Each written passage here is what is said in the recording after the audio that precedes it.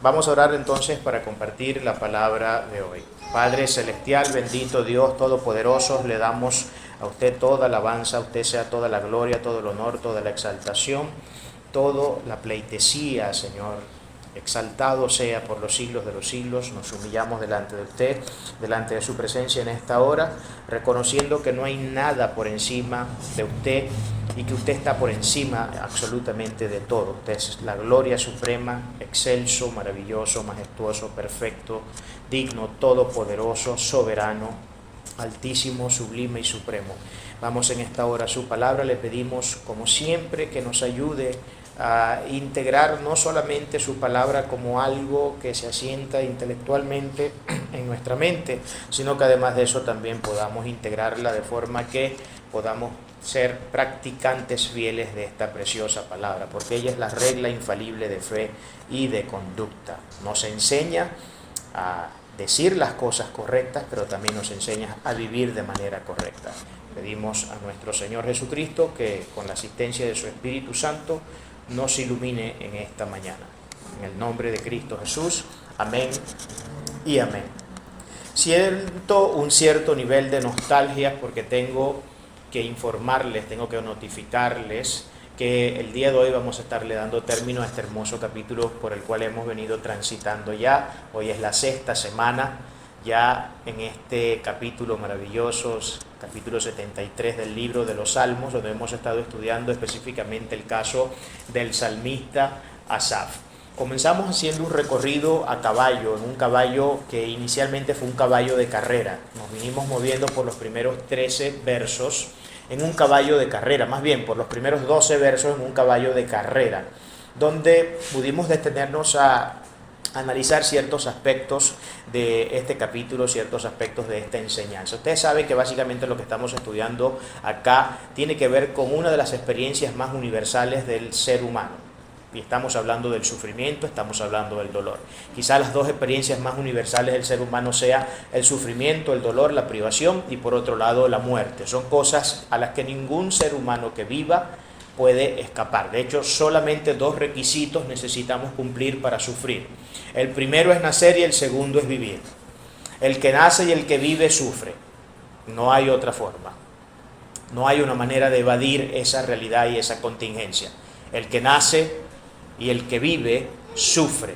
De manera que esto es algo que a todos nos toca afrontar y de una manera muy particular y muy especial a nosotros los que somos creyentes, a nosotros los cristianos que profesamos esta fe bíblica, nos toca tener que afrontar diferentes crisis, diferentes vicisitudes, circunstancias, escollos, rémoras, avatares, porque precisamente a través de ellos Dios forma nuestro carácter, entre otras cosas que Dios hace por ello, ¿no? También, y hay diferentes razones que detonan el hecho que tengamos que vivir estas circunstancias. Entonces estuvimos moviéndonos a caballo en los primeros 12 versos de este capítulo, en un caballo de carrera, y digo que era un caballo de carrera porque sobre estos primeros 12 versos estuvimos de una manera muy rápida transitando sobre ellos, y es básicamente donde presentamos el tema de cuál era la crisis que aquejaba al salmista.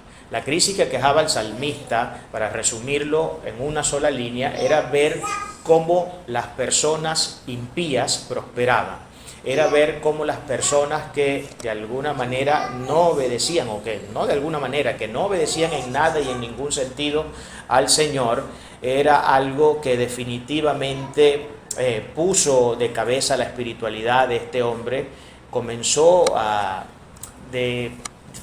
permitir que ciertas emociones y ciertos sentimientos se metieran dentro de su alma, que vinieron de alguna manera a deformar muchas de las formas de su fe y muchas de las formas que podemos observar acá en el texto de su confianza. El él entender, por ejemplo, que el impío prospera y que él, siendo justo, por el contrario, era afligido cada mañana que se levantaba, era motivo de profunda reflexión y de constreñimiento profundo de su alma y de su corazón. Tanto fue que esto llevó a que el salmista permitiera un presentimiento tan pernicioso en su corazón como la envidia. Una envidia que luego se transforma en la amargura de alma, un alma que fue ennegrecida por la amargura, y esto sin duda son serios escollos que en momentos determinados de nuestra vida a todos nos ha tocado afrontar. Si yo preguntara hoy acá, ¿quién de nosotros ha escapado de la inminente realidad del dolor, del sufrimiento y del quebranto, pues ninguno podría levantar la mano.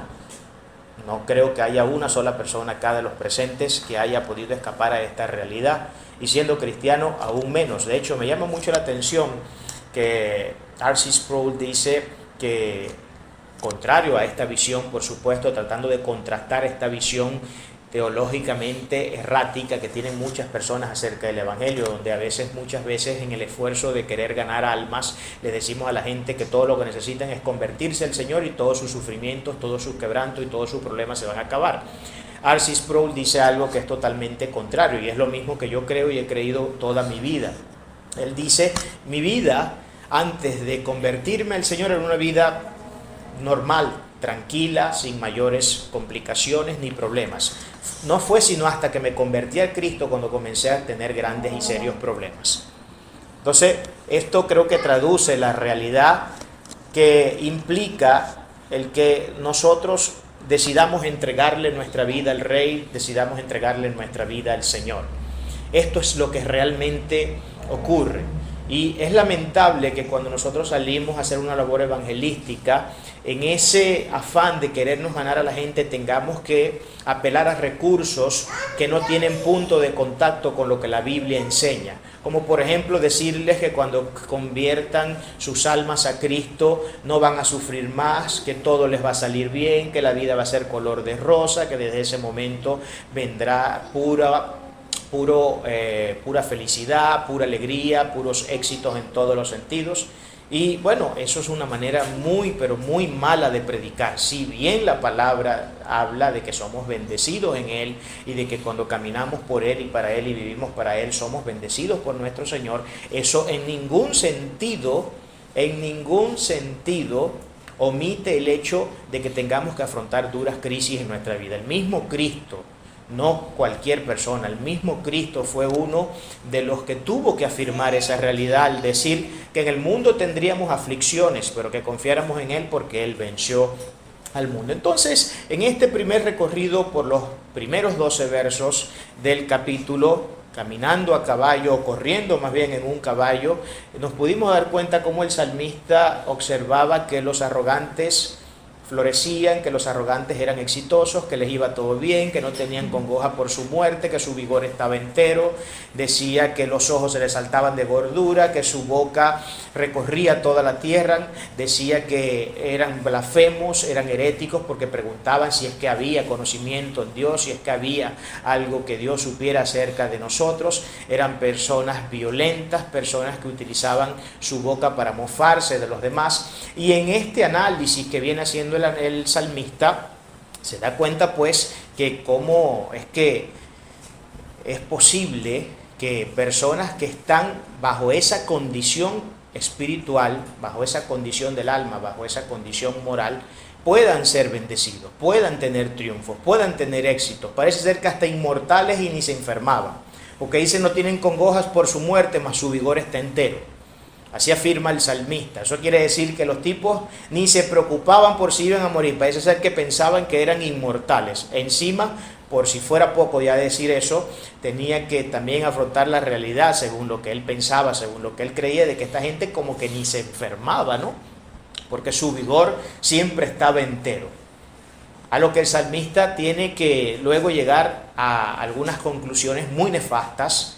Luego en el verso específicamente, si mal no recuerdo, sí, en el verso 13 tiene que llegar a una conclusión muy nefasta, y aquí entramos en la segunda parte de lo que viene a ser el recorrido que hemos venido haciendo a caballo, pero aquí nos bajamos del caballo de carrera y nos montamos en un caballo de paso, porque sobre los próximos versos comenzamos a transitar ya de una manera un poco más detenida y detallada, y precisamente desde el 13 hasta exactamente el verso 22 nosotros pudimos ir transitando en ese caballo de paso, porque nos pudimos detener por razón del contenido y de lo mucho que tienen que decirnos esos textos. Tuvimos que detenernos en algunos aspectos y analizar algunas cosas. El salmista llegó a esta fatídica conclusión en el capítulo, en el verso 13, donde dice: verdaderamente en mano he limpiado mi corazón y he lavado mis manos en inocencia. En pocas palabras, el salmista estaba presentando una actitud de completa, en este sentido pudiéramos decir, una actitud de completo descontento, e incluso estaba completamente arrepentido, pudiéramos decir acá, de ser una persona buena. Estaba arrepentido de ser una persona buena, lo que lo llevó a sentir la tentación. Si nosotros revisamos versos más abajo dice que él incluso estuvo tentado a ser como ellos, porque él decía: si dijera yo hablaré como ellos, he aquí a la generación de tus hijos engañaría. O sea que por la mente del salmista, con esta declaración, lo que nos está dejando ver entre líneas, que pasó por su cabeza la idea de hacerse como ellos, porque si hablaba como ellos, se hacía como ellos. Sin embargo, él no permitió que tal cosa ocurriera, porque entendió que estaría engañando a la generación de los suyos, entendió que estaría engañando a las personas que de alguna manera estaban confiando en él y que estaban recibiendo de alguna forma la administración y el servicio de Dios de parte de él, en el nombre, en lo que el Señor le había dicho en esta ejecución ministerial del Señor en su vida. Y eso es lo que nosotros podemos ver acá. Una cuestión que dice él que le costó mucho entender. Y le costó mucho entender porque todavía no había entrado en la faceta de su vida donde le había sido abierto su mente y su corazón para entender todas estas realidades. Y no fue sino hasta que llegó al verso 17, donde afirma que hasta que entrando en el santuario de Dios comprendí el fin de ellos. Fue cuando el salmista entró en el santuario de Dios que pudo entender cuál era el fin de ellos. Fue allí y solo allí, no hubo ningún otro lugar, no hubo ningún otro momento, no hubo ninguna otra oportunidad para él poder entender lo que estaba ocurriéndole, sino hasta que entró en el santuario de Dios. A lo que nosotros tuvimos que hacernos una pregunta: pero ¿cómo es que un hombre que constantemente tenía que estar en el templo de Dios porque tenía que cumplir con labores ministeriales, él era un director de salmos, era un director de la parte salmística dentro del culto del templo en los tiempos del rey David? Y cómo es que un hombre que constantemente tenía que estar dirigiendo la alabanza no había entendido, sino que dice que parece ser, lo que está diciendo acá es que en uno de esos momentos que entró fue que pudo entender. Y habíamos dicho, y para el momento en que enseñamos esta parte habíamos referenciado las palabras de una persona que en ese momento había sido objeto de nuestra reflexión, que ahora mismo no recuerdo ni quién fue, pero él decía que no es suficiente llevar el cuerpo al púlpito, o más bien el cuerpo a la iglesia, sino que era necesario con el cuerpo llevar también el corazón. Y ese es uno de los problemas que a veces nos pasa. Ese es a veces uno de los grandes problemas que tenemos, que vamos al templo solamente con el cuerpo, pero el corazón lo dejamos acostado en la cama o lo dejamos en la puerta de la iglesia. O en términos de Josh McDowell, cuando dice que el cristiano no debe dejar el cerebro en la puerta de la iglesia cuando entra a la iglesia, tiene que entrar con el cerebro. Que nosotros estamos llamados a pensar, estamos llamados a ejercitarnos en una labor de reflexión, de crítica, en una labor de análisis de las cosas que nos enseñan y de lo que vamos aprendiendo. Y ese debe ser siempre el carácter de un cristiano. El carácter de un cristiano no debe distar de ser el carácter de una persona que hace ciencia, es decir, de un científico. Nosotros en ese sentido también tenemos que abogar por una mente que se ejercita en esos elementos tan importantes para poder integrar una fe sana y para poder tener convicciones fuertes y profundas en nuestro corazón. El salmista entiende y comienza a describir en los versos que le siguen al 17 cómo iba a ser el fin de ellos, y dice que iba a ser de una manera súbita porque Dios los iba a poner en deslizadero, y habíamos hablado allí que no iban a tener una caída sistemática, sino más bien una caída que iba a ser en carácter abrupto, una caída que definitivamente no iba a tener posibilidad de retroceso, no tendría efectos retroactivos. Luego entramos en una parte muy importante que fueron los versículos 22 y 23, donde el salmista llega a la conclusión de que todo el problema que había tenido, además de ser porque no había entrado al templo con el corazón, eso produjo un problema, y era que se llenó su alma de amargura, y estuvimos estudiando eso, el tema de la amargura de una manera más o menos profunda. y mi corazón sentía pulsadas. Tan torpe era yo que no entendía, era como una bestia delante de ti.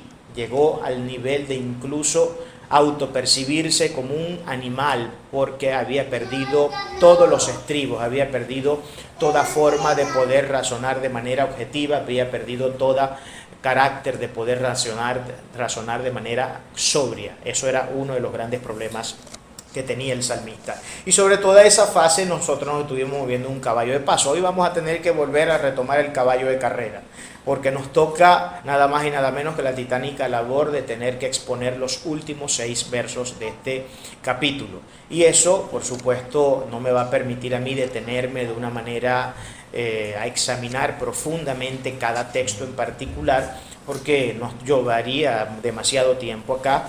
Y bueno, no quiero ser gravoso para las personas que están acá el día de hoy, y tampoco quiero ser gravoso conmigo mismo, porque tampoco me encuentro en las mejores circunstancias de salud que se pueda decir, ¿no? Y tengo que tratar de reprimir mis deseos de quizás que nos vayamos al universo sideral y a dedicar todo un montón de horas a esta enseñanza. Hoy vamos a estar empezando nuestra reflexión. Acuérdense que habíamos hablado de que habíamos entrado desde el versículo 17 en adelante en la etapa del entendimiento. Una etapa de entendimiento que, en lo que yo pude entender de mi lectura y de mi exégesis y del trabajo que he venido haciendo durante semanas sobre el estudio de este capítulo, yo pude entender que hay 8 fases de entendimiento. Dentro de esta etapa de entendimiento general hay 8 fases de entendimiento. La primera fase estuvo en el momento que él entró al templo, donde logra entender cuál era el fin de ellos. Esa fue la primera fase de entendimiento. La segunda fue el haber llegado a las conclusiones y haber podido entender que el problema que tenía era que tenía el alma ennegrecida por la amargura, lo que lo llevó, por supuesto, a tener serios problemas a nivel emocional, a nivel racional y a nivel espiritual, porque tiene profundas implicancias cuando un alma está amargada, y esa fue una de las cosas que nosotros estudiamos ese día.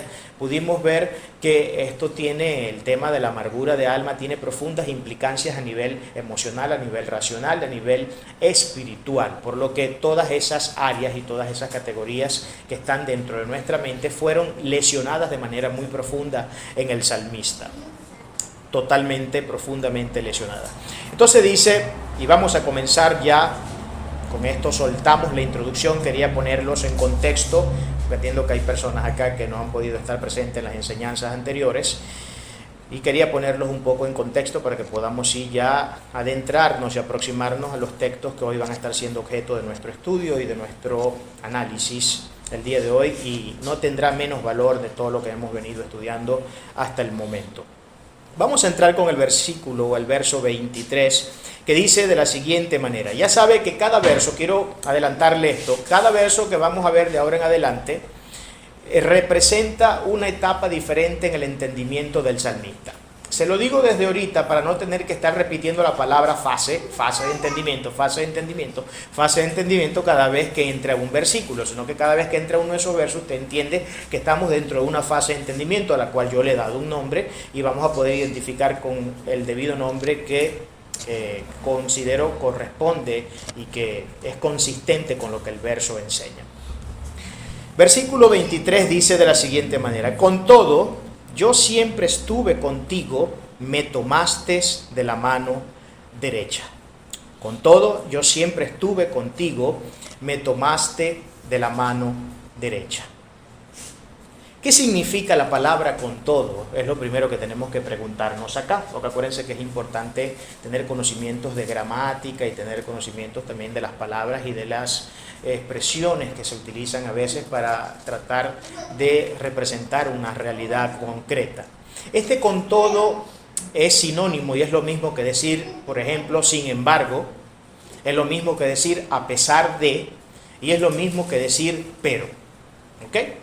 Es lo mismo que decir todas estas palabras. Con todo. ¿Y cuál es ese con todo? Ese con todo, por supuesto, tiene un trasfondo, tiene un contexto.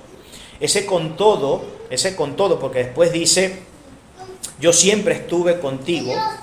Ese con todo tiene que ver que a pesar de qué, a pesar de todo el problema que el salmista ha venido de manera muy honesta, representando dentro de este capítulo y registrando en cada palabra, a pesar de que se sintió completamente tentado a ponerle la carta de renuncia al Señor, como lo hizo, como estuvo a punto de hacerlo Jeremías, y fue uno de los textos que estuvimos reflexionando la vez en una de las clases anteriores. A pesar de que veía a la gente impía, a la gente mala, a la gente injusta, a la gente que no tiene temor de Dios prosperar, a pesar de que estuvo a punto, porque se deslizó y estuvo a punto de caer, dice en el versículo 2 exactamente, declara: en cuanto a mí casi se deslizaron mis pies, por poco resbalaron mis pasos. Por poco resbalaron mis pasos. En cuanto a mí casi se deslizaron mis pies y por poco resbalaron mis pasos. Eso traduce el hecho de que el salmista ciertamente venía en picada. El salmista venía cayendo en un pozo que, si no es por la intervención de Dios, que le hace entrar en el templo, recordándole que al entrar en el templo y que al ir al templo tenía que también que llevar su corazón y no solamente su cuerpo, porque no era suficiente llevar el cuerpo. Si Dios no le hace entender estas cosas, porque aquí tenemos nosotros que puntualizar el hecho que todas estas cosas ocurren y Él puede llegar a las diferentes fases de entendimiento, no porque Él es salmista, no porque Él es un gran ministro, no porque Él es Él. Lo mismo pudiéramos decir para nosotros. Si en algún momento nosotros hemos reflexionado sobre cosas trascendentales e importantes en nuestra vida con respecto a las cosas de Dios, no es porque nosotros tengamos algún nivel de inteligencia especial, ni porque tengamos un cerebro distinto al del resto de los mortales, sino porque esto Dios lo hace de manera providencial. Dios mismo es el que pone tanto el querer como el hacer de su buena voluntad en nuestros corazones. Él mismo, a través de su Espíritu Santo, es quien nos guía a toda verdad y a toda justicia y nos convence de juicio, de pecado y de justicia, como enseña la palabra del Señor. Él mismo, a través de su actividad providencial, es el que nos lleva a reflexionar, a sentarnos de manera sobria, a analizar los hechos de nuestra vida. Él es quien lo hace. No somos nosotros. Nosotros no tenemos la habilidad moral para reflexionar sobre las cosas trascendentales e importantes de la vida de manera nata. No la tenemos. Acuérdense que somos una raza caída. Y bueno, sí, hemos experimentado regeneración en nuestro Señor Jesucristo. Su gracia está sobre nosotros. Pero no podemos olvidar que seguimos estando bajo una condición donde hemos sido deteriorados profundamente y lesionados profundamente en nuestra habilidad moral, en nuestra habilidad ética, en nuestra habilidad espiritual, etcétera, en toda la capacidad que nosotros podamos tener de acercarnos al bien, de acercarnos a Dios. Hemos sido lesionados profundamente esto. De manera que este con todo tiene mucho sentido y tiene una preponderancia muy profunda dentro del texto, porque este con todo dice que a pesar de todo el desastre que había en mi mente, todo el descontrol emocional, racional, intelectual y espiritual que había en mí, que me llevó al punto casi de poner la carta de renuncia y de deslizarme por completo y caer y estrellarme contra el piso, a pesar de eso, esto no ocurrió. ¿Y por qué no ocurrió? Mire lo que dice después el verso. El verso dice, después de este con todo, dice: yo siempre estuve contigo. Ahora, acá nosotros pudiéramos sentirnos tentados a la posibilidad de decir: el que resolvió el problema fue el hombre, no Dios. Acá pudiéramos nosotros sentirnos tentados a decir: fue en él en quien estuvo la iniciativa de resolver la profunda crisis que había, porque él siempre estuvo con Dios. No, pero aquí tenemos que enfatizar algo: la gracia de Dios. Aquí se enfatiza la doctrina de la gracia de Dios. Específicamente la gracia restrictiva de Dios, cuando vamos a la segunda parte del texto. Y ahorita vamos a tratar eso de manera breve. Dice que con todo yo siempre estuve contigo. ¿Pero qué significa que él siempre estuvo con Dios? ¿Qué significa que él siempre estuvo con Dios? Eso significa que Dios siempre estuvo con él. ¿O no? Yo nunca puedo estar con Dios si no es Él el que está conmigo. Acuérdense que nadie entra al corral de las ovejas del Señor si el Padre no le trajere. Ninguno de nosotros vamos por nuestra propia cuenta ni por nuestra propia voluntad a Dios, porque ni uno solo de nosotros ha buscado a Dios. Dios es el que nos busca a nosotros y es el que pone el querer como el hacer de su buena voluntad en nuestros corazones para que luego nosotros respondamos a su llamado. Pero eso no es una habilidad moral que nosotros tenemos per se, ni nata, porque somos una raza caída. Somos una raza caída y todavía tenemos que lidiar con las profundas implicaciones que esto significa. Todavía tenemos que lidiar, aún en el Señor, tenemos que lidiar profundamente con las implicaciones de este gran problema que nosotros tenemos moralmente y espiritualmente. Esto lo que traduce es eso. Si él ha podido permanecer con Dios, es porque Dios le ha permitido seguir teniendo acceso a su presencia. O sea, fíjense cómo es de bondadoso, de amoroso, de grandioso y cuán grande y poderosa es la gracia de Dios, que le ha permitido a un hombre que estuvo a punto de ponerle la carta de renuncia, que incluso se arrepintió de su habilidad y de su calidad y de su condición moral, porque él dijo que en vano he limpiado mi corazón y he lavado mis manos. Habíamos dicho cuando tratamos ese texto que allí se estaba reflejando la condición espiritual del salmista. O sea, era un hombre que había limpiado su corazón y era un hombre que había lavado sus manos. Estaba allí manifestando su condición espiritual. Claro, ya todos nosotros sabemos que esto ocurre por la providencia de Dios, no porque nosotros per se tengamos la capacidad de hacer estas cosas si Dios no nos impulsa a hacerlas. Esto siempre tenemos que tenerlo en el trasfondo y presente para que no nos vamos a equivocar en el análisis de estas cosas, ¿no? Entonces, que él haya podido permanecer con Dios indica que Dios le dio constantemente acceso a su presencia. Dios pasó por alto todo el problema de Asaf, toda su pecaminosa manera de pensar y de hacer una sindéresis de la realidad, de hacer una reflexión y una crítica de la realidad. Dios le siguió dando de su gracia y de su misericordia pese a todo el gran problema que había en la mente de este hombre y a lo ennegrecida que estaba su alma por sentimientos tan perniciosos y lesivos como la amargura y como la envidia. A pesar de todo eso, Dios le permitió seguir teniendo acceso a su presencia. Y esto no nos habla de otra cosa más que de la inmensa gracia del Señor, y que es por su gracia que nosotros nos mantenemos en pie. Es por su gracia que nosotros podemos seguir adelante. Es por su gracia que nosotros hoy, pese al pecado que acabamos de cometer hace 5 minutos atrás, podemos seguir teniendo acceso a esa gloriosa presencia donde Dios nos quebranta, donde Dios nos hace entender y donde Dios pone en nuestra mente y en nuestro corazón sus deseos para que nosotros podamos llevar una vida recta, correcta, justa. Siempre es Dios el que hace y promueve de manera providencial todas estas cosas. Por eso hay que destacar profundamente en este texto la gracia de Dios, destacar esa benevolente manifestación de su providencia, que a no ser que se manifestara diariamente en nuestras vidas, hermanos, ninguno de nosotros podría estar hoy de pie. Ninguno de nosotros podría estar presente hoy en este lugar. Cualquier crisis, cualquier sufrimiento, cualquier circunstancia, cualquier escollo que nos haya tocado afrontar en cualquier momento determinado de nuestra vida hubiera sido suficiente para esfumar nuestra vida, para desintegrarla y convertirla en cuadritos. Aún las personas que no creen, acuérdense que hay una gracia general, hay una misericordia general que Dios revela incluso sobre la gente que no cree y que no tiene nada que ver con Él, porque Dios hace salir el sol sobre justos y sobre pecadores. Dios hace llover sobre justos y sobre pecadores. Dios tiene aún misericordia de la gente que está allá afuera y que no quiere nada con Él. El solo hecho de que usted siga vivo es una prueba más que irrefutable y taxativa de que la misericordia de Dios también obra en su vida, pese a que usted no tiene nada que ver con Él, ni le interesa nada con Él, ni lee su palabra, ni tiene ningún tipo de contacto mínimo con el Señor. Si no fuera por la gracia y la misericordia de Él que le sostiene, usted no estaría hoy aquí. Yo no estaría predicando en este momento.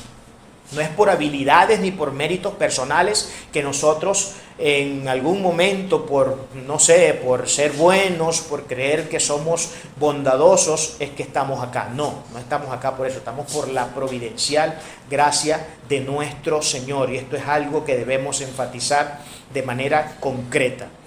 Ahora, otra de las cosas que considero pertinente puntualizar también en este texto Es el adverbio de tiempo que utiliza acá el salmista. Él dice, yo siempre estuve contigo, lo que traduce que Dios siempre estuvo con él y que Dios siempre le dio acceso a su presencia. No fue algunas veces, no fue que Dios le dio acceso a su presencia solamente cuando el salmista estaba moralmente bien. No solamente fue cuando el salmista estaba espiritualmente bien con Dios que Dios le daba acceso a su presencia. Porque si ese fuera el caso,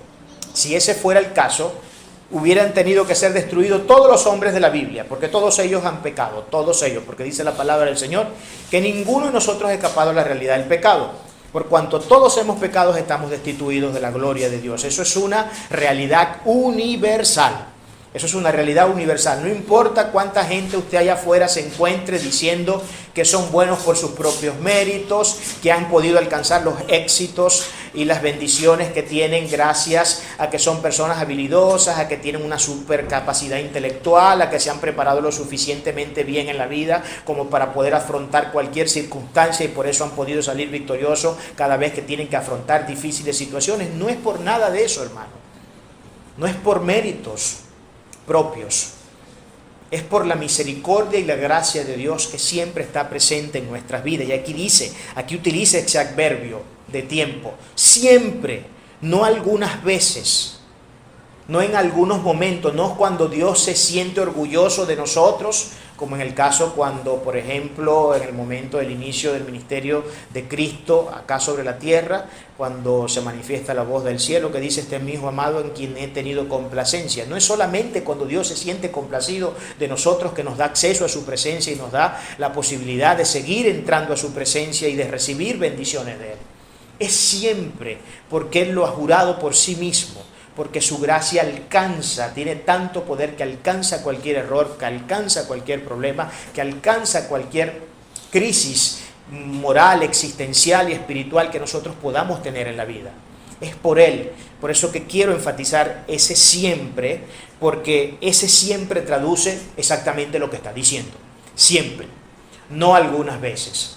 Y ahora yo quiero que usted entienda que no importa los pecados que usted haya cometido en su vida, no importa si hace 15 minutos atrás, si justo en el momento antes de venir al templo hoy a escuchar la palabra de Dios, usted cometió una garrafal horrendidad que después tiene que arrepentirse de ella. No importa. Ahora, cuando digo no importa, esto debe saberse entender dentro de su contexto, ¿no? No importa, no estoy queriendo decir con no importa a que yo tenga una licencia para pecar, porque luego donde abunda el pecado sobreabunda la gracia de Dios, y algunos liberales se toman de ese texto para que haya mucha gracia de Dios, tendremos que entonces pecar mucho. Si queremos tener mucha gracia de Dios y mucha misericordia de Dios, pequemos bastante, tengamos una licencia para pecar, hagamos lo que mejor nos venga en gana. Todo lo que nos pase por la cabeza hacer, sí, a fin de cuentas, Cristo, su sacrificio en la cruz, y los que ya Él predestinó no tienen la posibilidad de perder salvación. Por tanto, pues hagamos cualquier cosa, comamos y bebamos, porque mañana moriremos, pero ya sabemos que cuando muramos vamos a ir de manera absolutamente segura a la presencia del Dios poderoso. No, a lo que me refiero con el no importa es que Dios de ninguna manera le va a cuestionar a usted.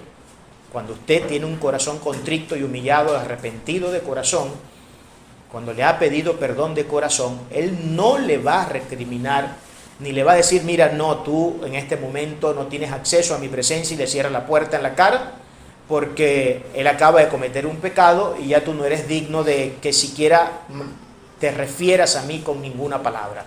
No, Dios siempre en su gracia siempre se maneja bajo la misericordia, bajo esa gracia poderosa, bajo esa gracia hermosa, bajo ese amor inmenso que Él tiene. De manera que todos nosotros siempre tenemos la posibilidad de ir al templo, de ir a su presencia, no importa cuánto hayamos pecado y cuántos males hayamos hecho en nuestra vida, pedirle perdón de corazón, arrepentirnos de corazón, y de ese momento en adelante seguir avanzando en hacer la obra a la cual Él nos ha llamado, seguir persistiendo en esta fe que nos ha sido entregada y de la cual somos profesantes de esta hermosa y gloriosa fe.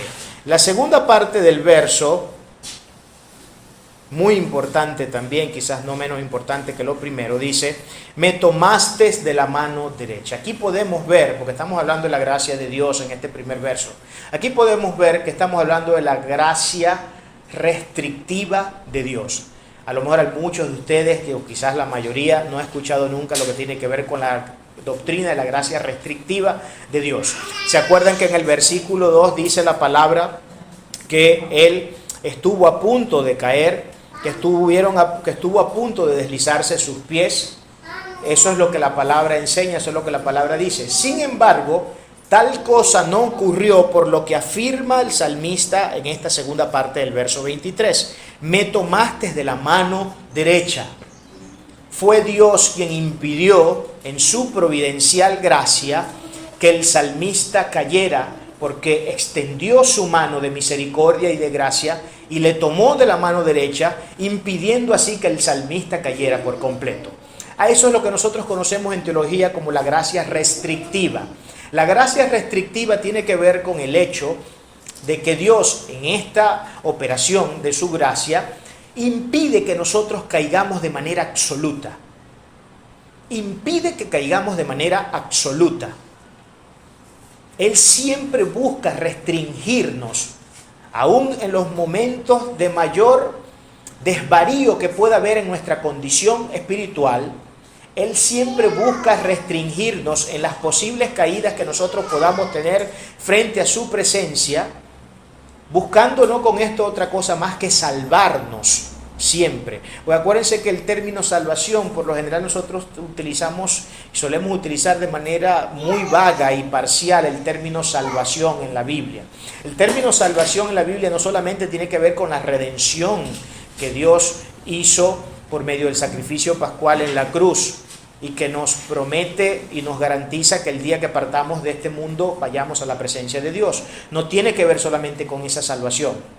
Salvación tiene que ver también con el hecho de que nosotros podamos ser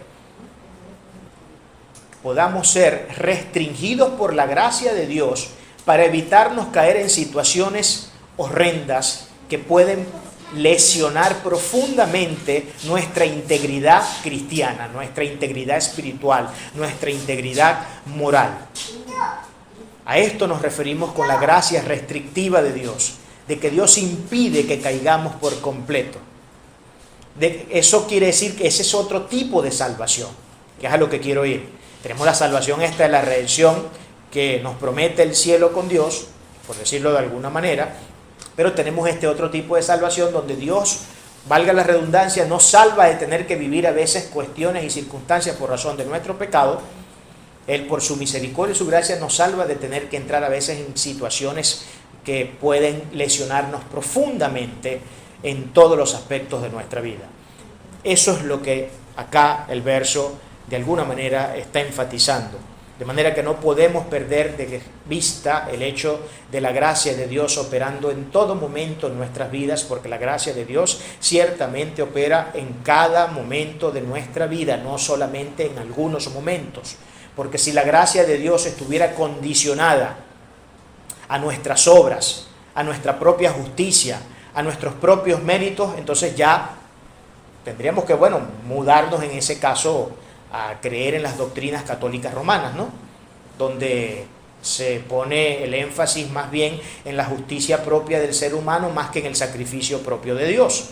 Y eso es un gran problema en términos teológicos, porque eso no tiene nada que ver con lo que la Biblia enseña, pero sí tiene mucho que ver con las vagas interpretaciones que se hacen de manera muy maliciosa, en la mayor parte de los casos, con propósitos muy bien definidos, ¿no?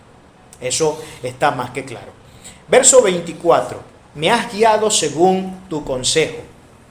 Me has guiado según tu consejo. Bueno, perdí presentarle algunas citas que quería mostrarle acerca de cómo Dios nos toma de su mano. Antes de entrar allí, quiero que vamos a Salmos 37, 24, porque creo que es importante que enfaticemos esto, ¿no? Que le demos algún texto auxiliar también. Salmos 37, 24, para que podamos terminar de ver cómo es de cierta esta promesa de Dios. Cuando el hombre cayere no quedará postrado, porque Jehová sostiene su mano. Eso es lo que dice Salmos 37, 24.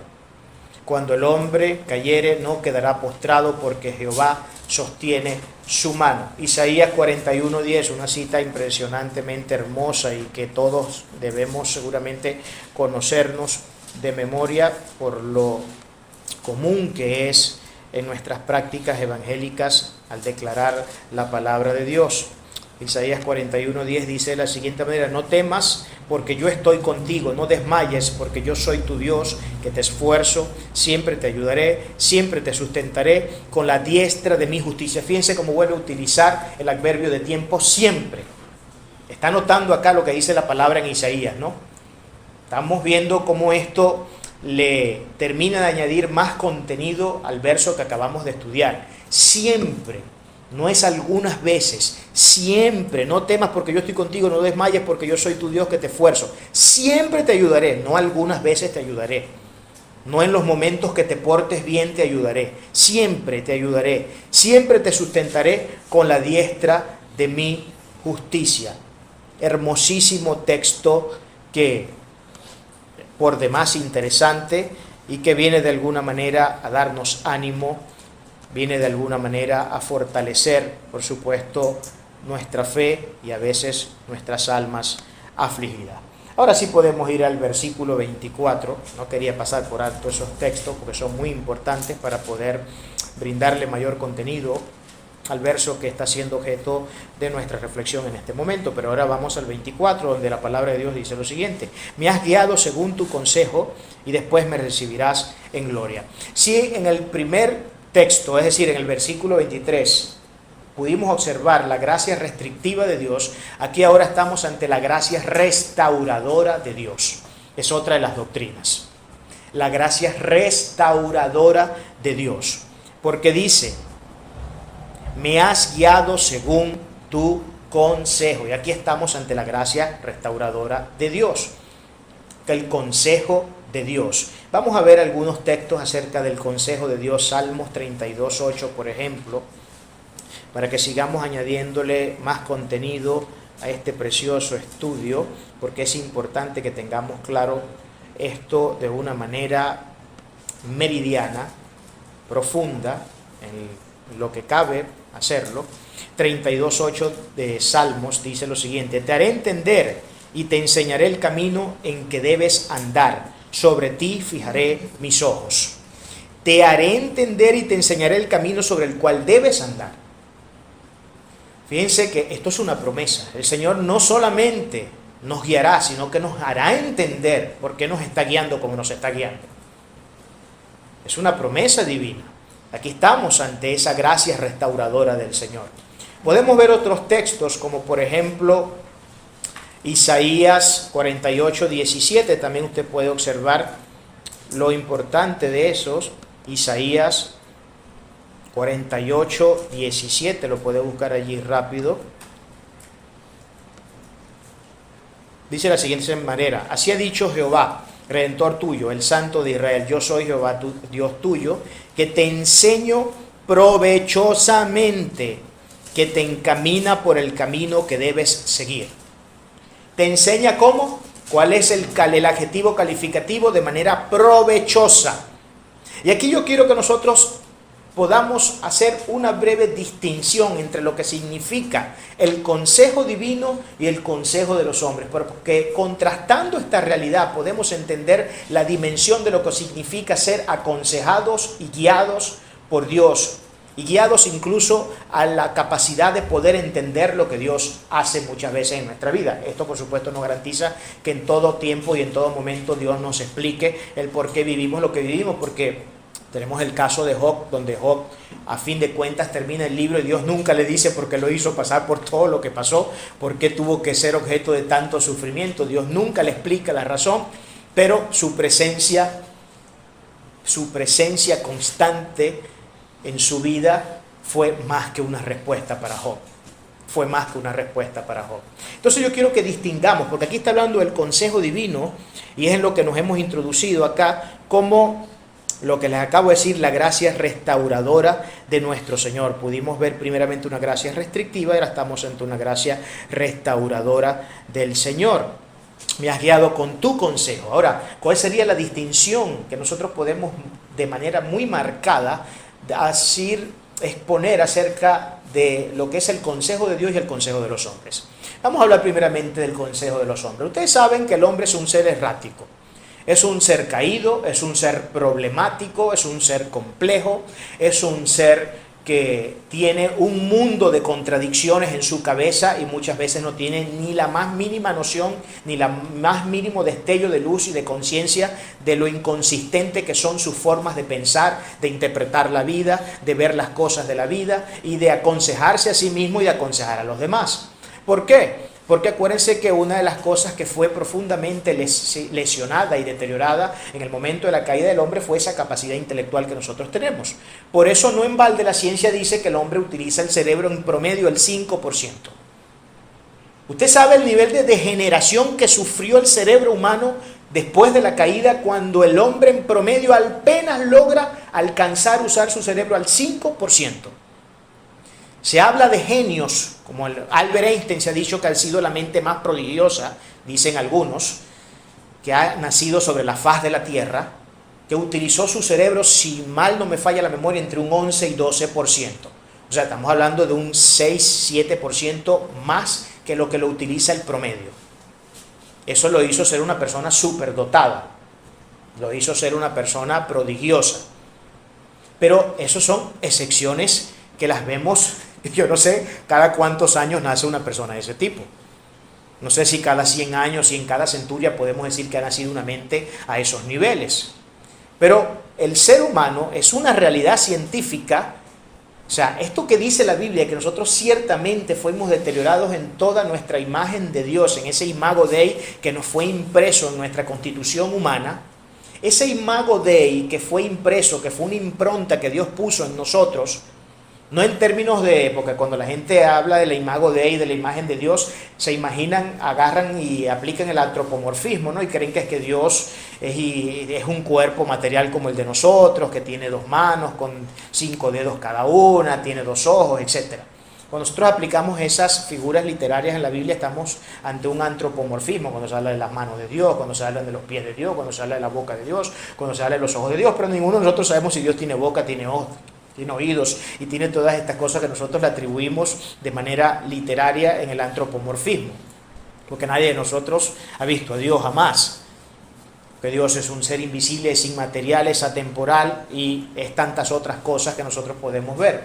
Pero lo que quiero enfatizar acá es que ciertamente hay un hecho científico que corrobora el hecho de que lo que nosotros podemos inferir por la Escritura en ese deterioro del imago Dei en nosotros es una realidad. Solamente podemos utilizar el cerebro en promedio entre 4 y 5%.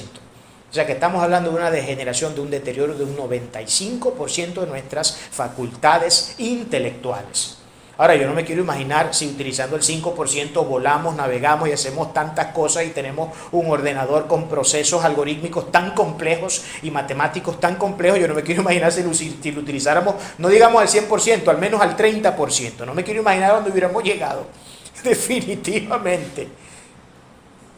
Las cosas que hubiéramos llegado a hacer, hermano, seguramente ahorita estuviéramos transportándonos de un lugar a otro, no se hubiera inventado el avión, sino una máquina de teletransportación.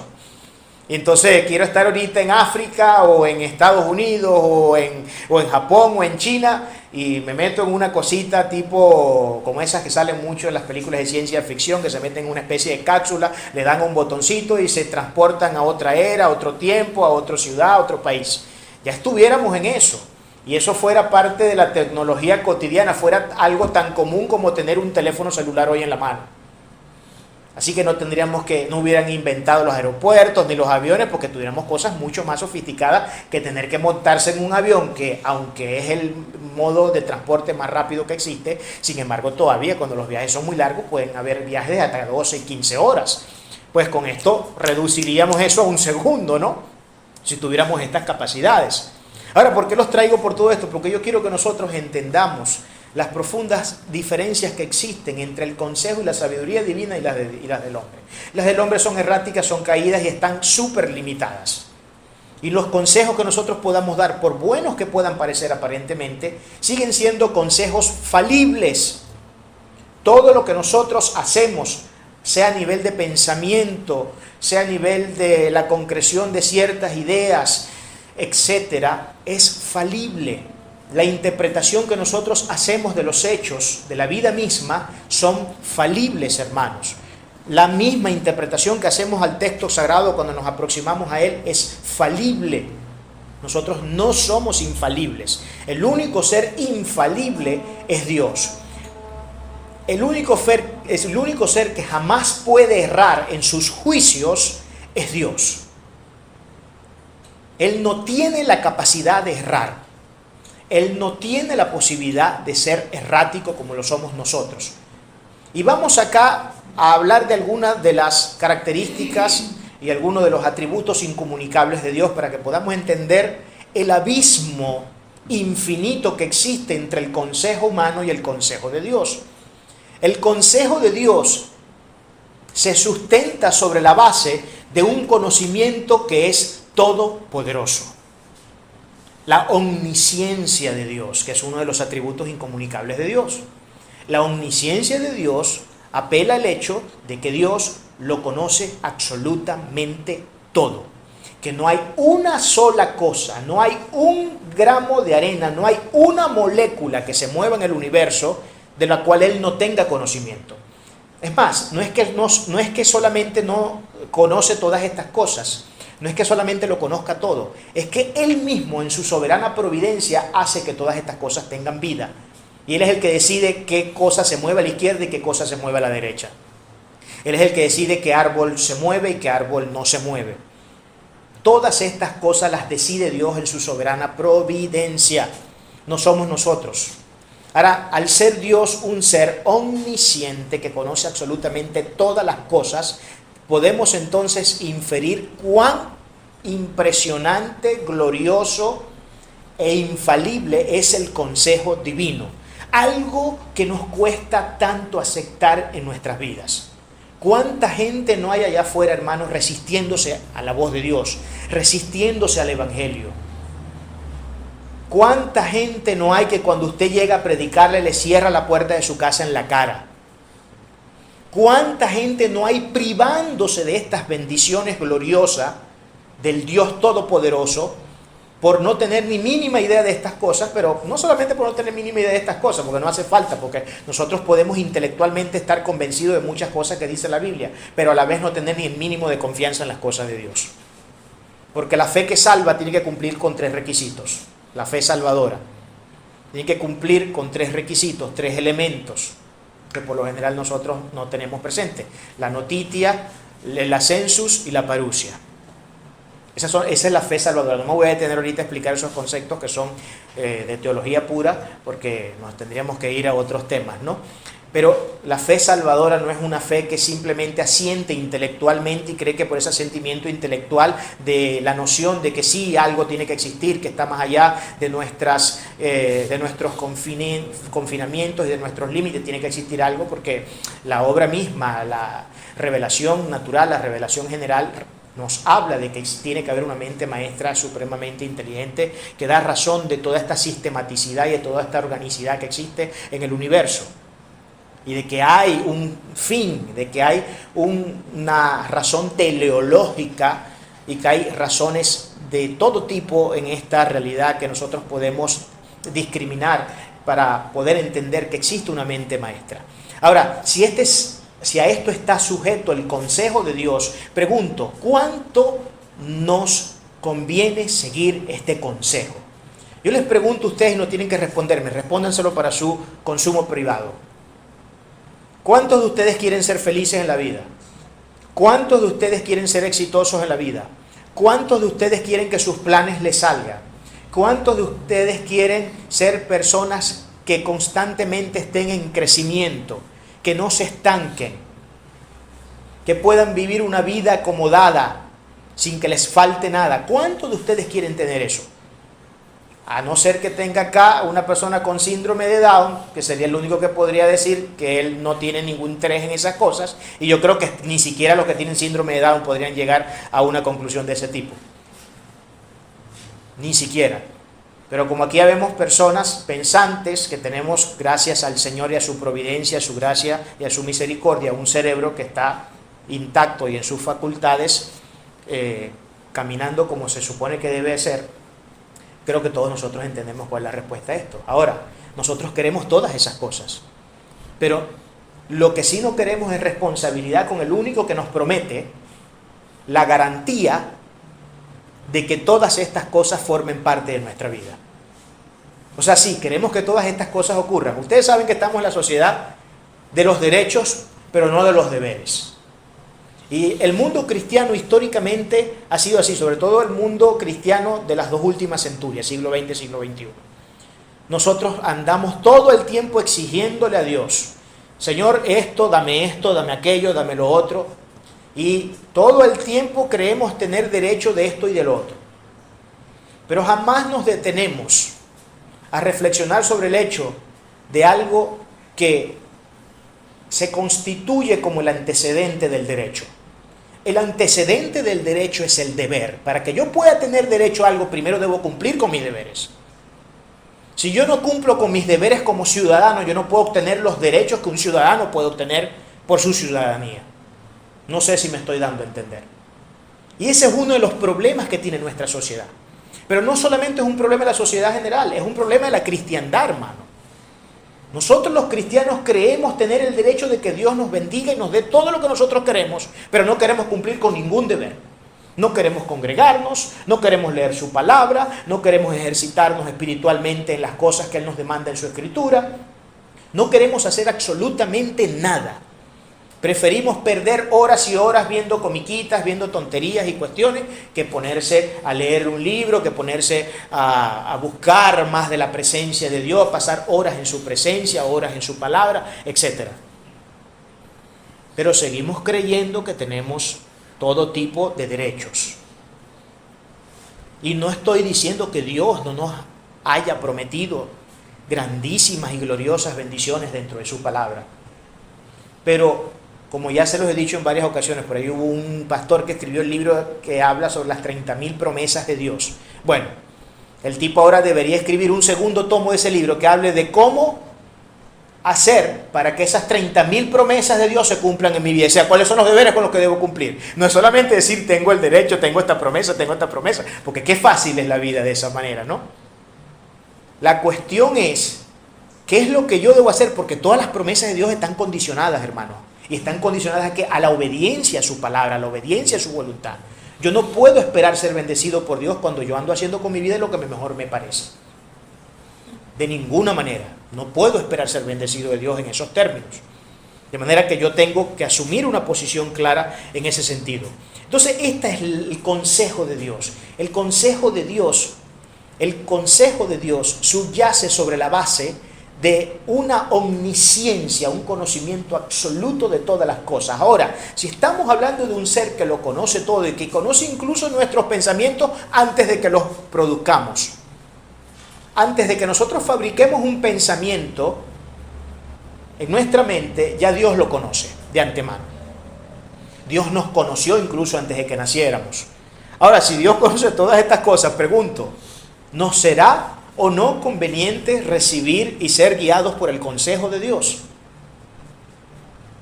¿Nos será conveniente? ¿Debiéramos o no buscar con esfuerzo infinito e incansable obtener este divino y sagrado consejo que no yerra jamás y que es absolutamente infalible? Mire, si nosotros a veces le prestamos la oreja a personas que, mire, necesito que me aconseje, y vamos a un psicólogo, y vamos a un psiquiatra, bueno, si vamos a recibir consejos, más que todo al psicólogo, si son cuestiones de conducta, emocionales, cognitivas, etc. Vamos al psicólogo, al que no pongo el desmérito, porque cada cosa en su lugar, ellos tienen sus estudios, es una ciencia que ha podido ayudar mucho en muchos aspectos de la vida, por supuesto que sí. Dios mismo, de manera providencial, también ha hecho que esa ciencia se desarrolle al nivel que se ha desarrollado para que se ayuden a los seres humanos, y todo esto es importante.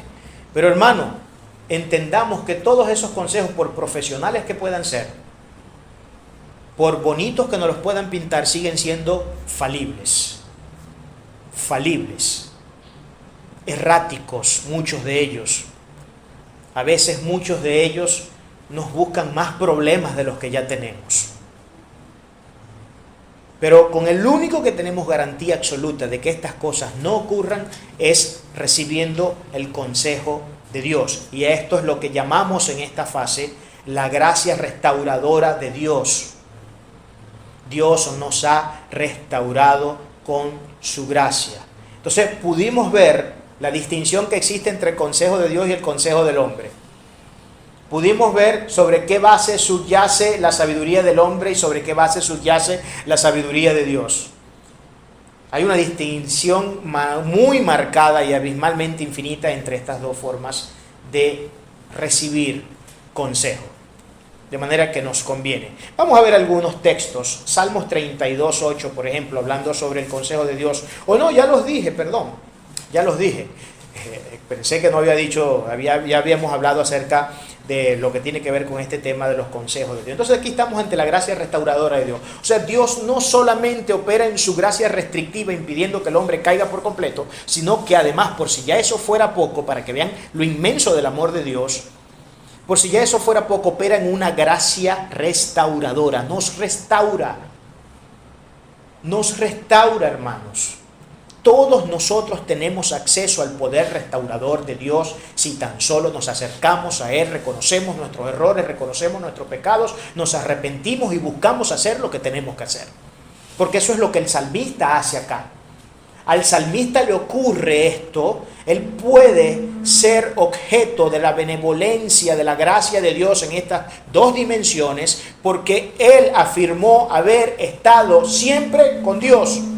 Él nunca se apartó. Y yo le quiero preguntar a usted, cuando usted ha tenido una crisis en su vida, cuando usted ha tenido un momento difícil en su vida, cuando el quebranto, el dolor, el sufrimiento y la privación ha tocado la puerta de su corazón, ¿cuál ha sido su actitud? ¿Cuál ha sido su primer respuesta ante este estímulo? ¿Cuál ha sido su primer respuesta? ¿Ha sido su respuesta la de salir corriendo y decir no existe Dios, como muchas personas han sido y han hecho?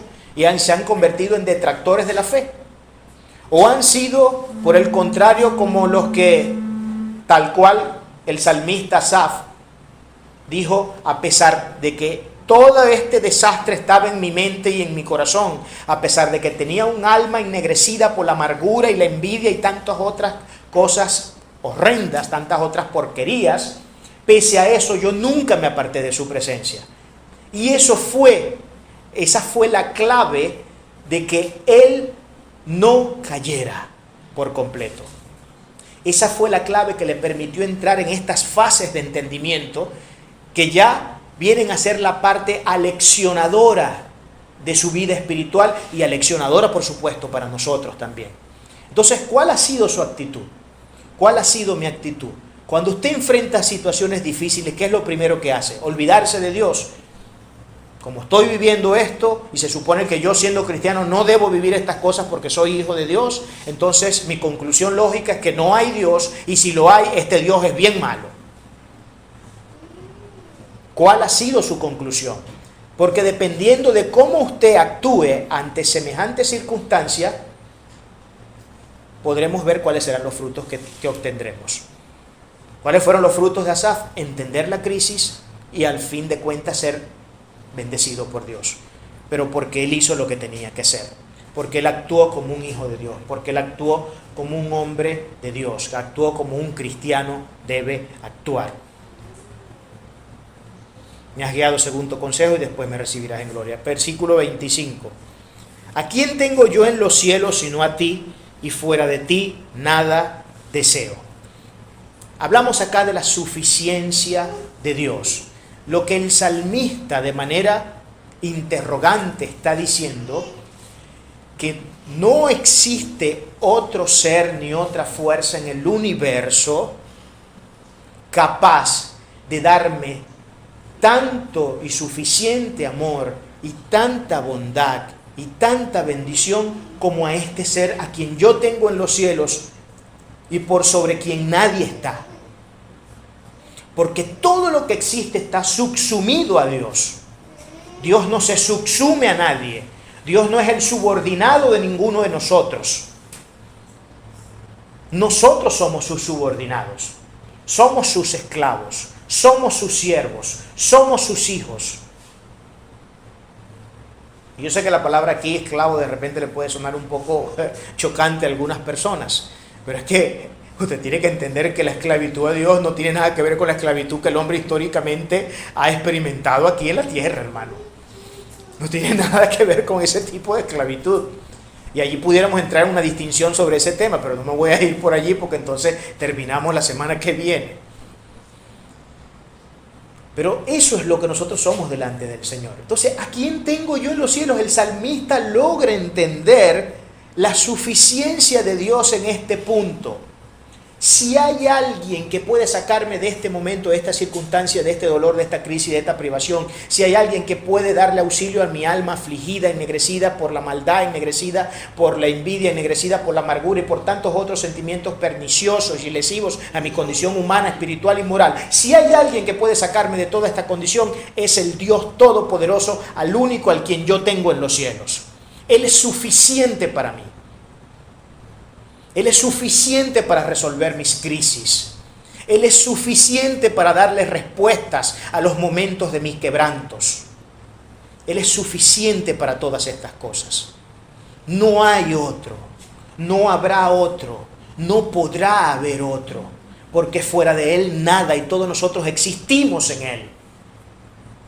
Todos nosotros existimos en Él. Nosotros, por participación del ser puro, hemos podido venir a la existencia. Y no por otra razón más. ¿A quién tengo yo en los cielos?, pregunta el salmista. Dios es mi deseo y mi necesidad primera. Salmos 23:1, miren lo que dice. Hermosísimo salmo, por cierto. Salmo 23:1. Miren lo que declara: Jehová es mi pastor, nada me faltará. Dios es suficiente. Eso lo entendió Asaf. Asaf entendió que Jehová es su pastor y por tanto Jehová es su pastor, nada, la conclusión lógica de que mi pastor sea el Dios benevolente y todopoderoso y todo gracia y todo amor y toda misericordia. La conclusión lógica de esto es que nada me podrá faltar. Nada.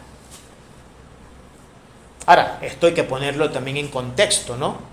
Porque hay algunas personas que tomándose este texto vienen y generan doctrinas tan perniciosas como por ejemplo el Evangelio de la Prosperidad, ¿no? Entonces comienzan, basados en textos como por ejemplo este, a decir que bueno, que ellos declarando y haciendo una serie de decretos y declaraciones y etcétera, etcétera, y todas estas prácticas perniciosas que ellos tienen, pueden obtener cualquier tipo de beneficio de Dios, porque parece ser que Dios es el muchacho demandado de esta gente, ¿no? Parece ser que Dios no es de ninguna manera soberano, sino que aquí los soberanos somos nosotros.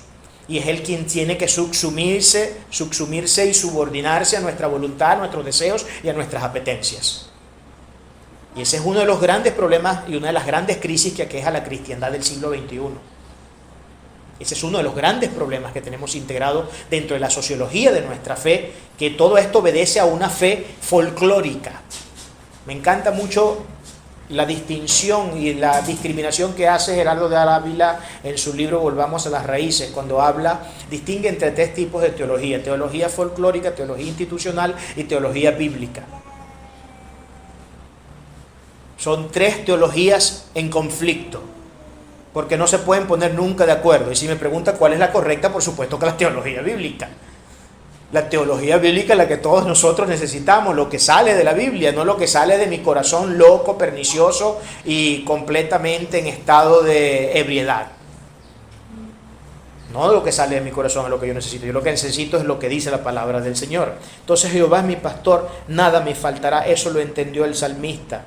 La suficiencia de nuestro glorioso Señor para darles respuestas a todas las circunstancias de nuestra vida. Porque si hay alguien que puede darle respuesta a todas las circunstancias de nuestra vida, ese es el Dios Todopoderoso. Y fuera de ti nada deseo en la tierra. Termina clausurando con esa parte en el verso. y fuera de ti nada quiero en la tierra. Ahora, esto nos lleva a entender la profunda convicción que había en el alma de este salmista, que por la providencia divina pudo llegar a entender todas estas realidades. Fuera de ti nada quiero en la tierra. Es lógico llegar a esa conclusión cuando entiendo que al que le sirvo lo tiene todo, lo puede todo, lo sabe todo y por tanto tengo la posibilidad de todo lo que Él en su soberana voluntad determine. No lo que yo en mis arbitrarias formas de pensar considero que debe ser la manera en la que Dios debe darme a mí. Porque somos caprichosos, somos arbitrarios cuando le pedimos a Dios muchas veces. Y Dios no está comprometido en cumplir con la arbitrariedad de nadie ni con el capricho de nadie. Dios nos da lo que Él sabe que necesitamos de verdad y lo que Él considera que será para nuestro beneficio. Jamás Dios le dará algo a usted que vaya en detrimento de su humanidad, de su condición espiritual, de su condición moral. Nunca. Si el que usted reciba un carro va a ser razón para que usted, en vez de tener una vida mejor, tenga una vida peor, Dios nunca le dará el carro entonces. Porque Dios no es un ser irresponsable. Dios no es un ser irresponsable.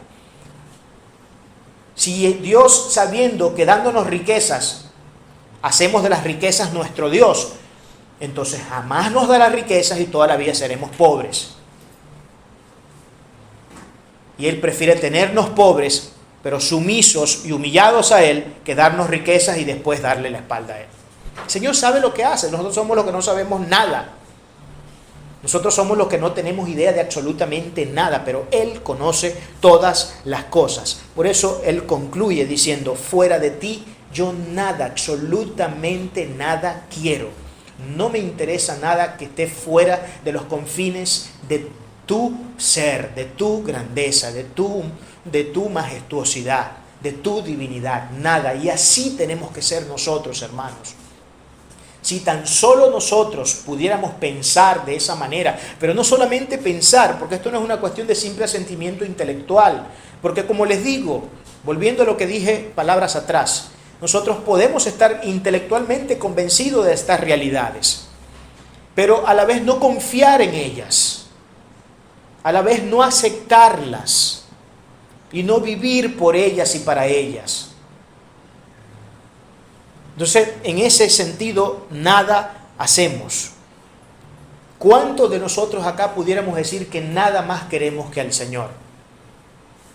El salmista, un hombre sumamente inteligente, entendió, impulsado por supuesto, nuevamente guiado por la providencia divina, entendió que nada más en la vida necesita que la presencia de Dios, porque la presencia de Dios es suficiente para él.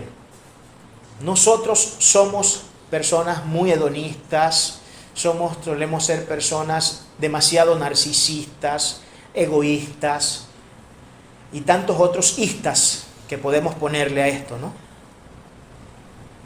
Que lo único que hacen es ir en detrimento de nuestra condición humana, lesionarnos profundamente en nuestra condición espiritual y moral. Es lo único que hacen estas cosas. Pero cuando tenemos al Dios como el centro de nuestra vida y podemos declarar de la misma manera que el salmista declara, ¿quién más tengo yo en los cielos sino a ti?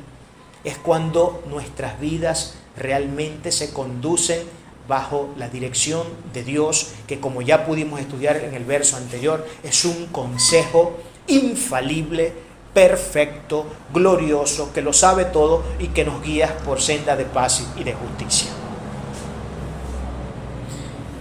Verso 26. Mi carne y mi corazón desfallecen, mas la roca de mi corazón y mi porción es Dios para siempre. Otra solemne declaración, hablando de la fortaleza y de la esperanza divina que el salmista había entendido que solamente puede hallarse dentro de la presencia del Dios Todopoderoso. Ahora, acá el salmista apela a realidades que para nosotros deben ser más que obvias, por razones naturales. Él dice que su carne y su corazón desfallecen. Ustedes saben que todos nosotros estamos sujetos a una ley física que se llama la entropía, ¿verdad? La entropía es una fuerza que va haciendo que los cuerpos materiales en el universo estén constantemente en un proceso de desgastes. ¿Ok? En un proceso constante de desgaste. De manera que nuestros cuerpos, en la medida que los años van pasando, en la medida que el almanaque nuestro va avanzando, se van deteriorando. Yo no tengo la misma fuerza hoy en el cuarto piso de mi vida que tenía cuando estaba en el segundo o en el primer piso. No tengo la misma fuerza. Lo mismo las personas que están acá que son mucho mayores que yo, que ya están en el séptimo, en el octavo y hasta en el noveno en algunos casos. Hasta en el noveno en algunos casos. No pueden decir que el vigor que tienen, que la sobriedad que tienen y que todas las capacidades que pueden tener en términos físicos son los mismos que tenían cuando, por ejemplo, cumplieron los 15 años y le celebraron su torta de 15 años. De ninguna manera. Nuestros cuerpos sufren un deterioro constante, así como el universo sufre constantemente un deterioro. Usted sabe que el Sol por cada segundo bota millones de toneladas masa. Millones de toneladas se desgasta el Sol cada segundo. Científicamente está comprobado. Usted puede ir a artículos sobre ese tema, con los temas cosmológicos y cualquiera de estas cosas y puede darse cuenta de lo que le estoy diciendo. Esto no son cosas que me estoy inventando yo aquí en el púlpito para tratar de adornar mejor el mensaje o darle algún tipo de elegancia al mensaje. No, nada que ver, ni mera retórica tampoco, ¿no? Pero esa es la realidad. Nuestros cuerpos se desgastan. El salmista estaba plenamente consciente de eso, de que está sujeto a una ley entrópica que hace que su cuerpo se desgaste. Nosotros, en la medida que los años van pasando, vamos perdiendo fuerza, pero no solamente eso, sino que tenemos que enfrentar una de las circunstancias más nocivas que ninguno de nosotros quisiera vivir jamás, que es la enfermedad, por ejemplo. Todos nosotros en algún momento de la vida tenemos que lidiar con la contingencia de alguna enfermedad. O de muchas enfermedades, porque en el transcurso de nuestra vida nos enfermamos montones de veces. Cualquier virus, cualquier cosita puede venir a poner en profunda crisis nuestro bienestar. Cualquier cosa. Pero otra cosa que dice, y aquí la palabra carne, por ejemplo, viene del término hebreo sher, que significa cuerpo, cuando habla aquí de carne. Pero también habla de corazón, que viene del término hebreo lebet, que significa alma, ánimo, espíritu, entendimiento, intelecto, inteligencia, sabiduría, etc. En la parte, simbólicamente, ¿no? Estamos hablando en materia simbólica, en términos simbólicos, corazón representa eso en la escritura, se representa la parte, o sea, lo que es la parte de la mente. Ustedes saben que en la mente están las emociones, está el intelecto, que es esa parte que puede racionalizar las cosas o que puede razonar las cosas, y tenemos una parte también volitiva, es decir, tenemos voluntad. Nos movemos a través de un acto libre, ¿no? Dentro de esa voluntad. Todas esas cosas están. Pero esto también es objeto del deterioro. Nuestras mentes también se deterioran. Yo no tengo, o sea, las personas que tienen 90 años no tienen la misma sobriedad que tenían para pensar sobre un hecho determinado que tenían cuando tenían, por ejemplo, 20 años. No puede pensar de la misma manera, no coordinan igual. Para empezar, ya los registros que se encargan de albergar la información que llamamos memoria, comienza a fallar y esos registros comienzan a dañarse. Así como en los sistemas operativos, cuando hay muchos bajones, se comienzan a dañar ciertos registros en el sistema operativo y luego a la vuelta de un cierto tiempo el sistema operativo comienza a operar de una manera totalmente incorrecta, se pone lenta la máquina, nos da ciertos problemas, errores por aquí, errores por allá, porque a veces se dañan archivos, se dañan registros y todas estas cuestiones, producto pues de las contingencias que tiene que afrontar muchas veces con situaciones que vienen a lesionar el sistema, ¿no? Así nos pasa exactamente a nosotros los seres humanos. En la medida que van pasando los años, que nos vamos enfermando, que van apareciendo cosas en nuestro cuerpo que vienen a amenazar la integridad de nuestro bienestar, de nuestra salud, eso va deteriorando también nuestra capacidad intelectual, nuestra capacidad mental. Todas estas cosas son lesionadas. Todo esto va en inminente deterioro. queramos o no. Por eso es que vemos personas que sufren, por ejemplo, una enfermedad tan perniciosa y diabólica como el Alzheimer, que pierden casi que por completo la memoria y de vez en cuando tienen unos ciertos vestigios de ciertas cosas que pueden lograr recordar. Por lo general tienden a recordar más las cosas lejanas que las cosas cercanas. Eso pasa con una persona que tiene Alzheimer. ¿Producto de qué? De ese deterioro que se da a nivel también metafísico, porque aquí estamos ya hablando de un nivel metafísico. En lo primero, cuando hablamos del cuerpo, hablamos de un nivel físico, de deterioro físico por la entropía, pero también hay un nivel de deterioro a nivel metafísico. Tiene que ver con la mente. La mente es metafísica. Lo que es físico es la masa gris. La masa gris se puede ver, se puede observar, se puede palpar, se puede oler. Pero la mente, nadie ha visto la mente. Nadie ha dicho que al abrirle un hueco a la masa gris de la persona puede verlo, cómo pululan los pensamientos, cómo corre uno de un lado a otro, cómo se transfiere una idea de una neurona a otra a través de los aminoácidos y a través de las diferentes hormonas que conectan todas las neuronas, las más de 30.000 millones de neuronas que tiene el cerebro. No, esas cosas no se ven.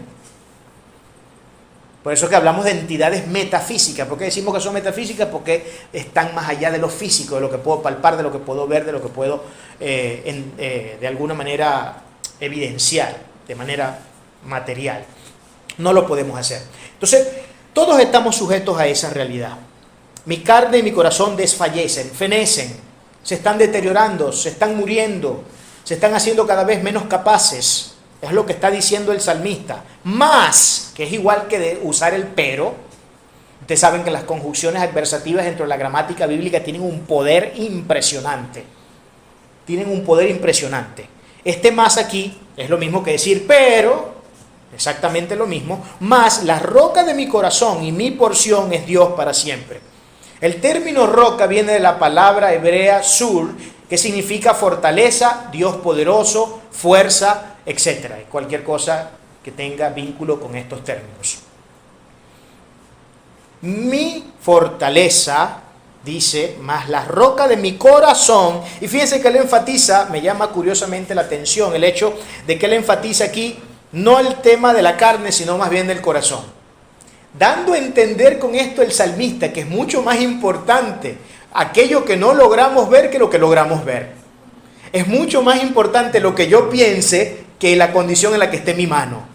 Por ejemplo, no sé si me estoy dando a entender. Es mucho más importante mi salud mental, la sobriedad que yo pueda tener a nivel cognitivo, que no tenga el dolor de cabeza que no quiero tener o que no me haya abierto el agujero que me abrí en el dedo meñique del pie, por ejemplo. Por eso es que el salmista, intuyo yo, que habla solamente de la fortaleza del corazón, porque si hay algo que necesita ser fortalecido antes que cualquier otra cosa, es precisamente esta parte metafísica del hombre. Fortalecer nuestros pensamientos, la manera en cómo nosotros podemos tener la habilidad para poder tener una capacidad lo suficientemente sobria para poder entender ideas, para poder formular ideas, para poder razonar de manera lógica y coherente, consistente con la realidad. Eso es mucho más importante, porque de la salud mental dependen nuestras decisiones diarias, hermanos. Si yo no tengo buena salud mental, uno de los grandes problemas que voy a tener que afrontar, uno de los grandes escollos que voy a tener que afrontar por razón de no tener salud mental, es precisamente el hecho de que nunca podré tomar decisiones correctas.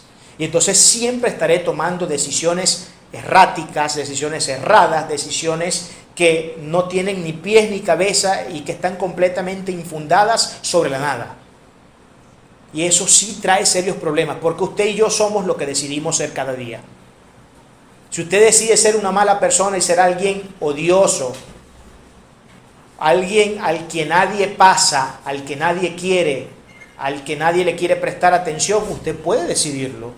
Y usted puede convertirse en esa persona sin ningún problema. De hecho, eso es lo que nos sale naturalmente a hacer. Esa es la tendencia propia y natural del corazón humano, que nos movamos dentro de esos márgenes, que seamos de esa manera. Por eso es que el salmista entonces acá dice que la fortaleza de su corazón, que la roca de su corazón es Dios. Y no solamente dice eso, sino que además también consagra el hecho de que la porción o su porción es Dios para siempre. Dios es su porción. Dios es su providencia. Dios es el que le da completa satisfacción a su vida, a su alma, a su ser. Es Dios quien puede hacer todas estas cosas. No son ni siquiera el ser más querido de los seres queridos que pueda tener puede producir eso. No digo que no ayuden y que en momentos, por supuesto, que pueden aportar mucho beneficio para nosotros, pero hay beneficios que ellos jamás podrán aportar a nuestras vidas. Porque no tienen no porque no nos amen lo suficiente, el problema no es de amor, el problema es que no tenemos la capacidad. No es un problema de amor, es un problema de capacidad. Entonces dice que su porción definitivamente es Dios.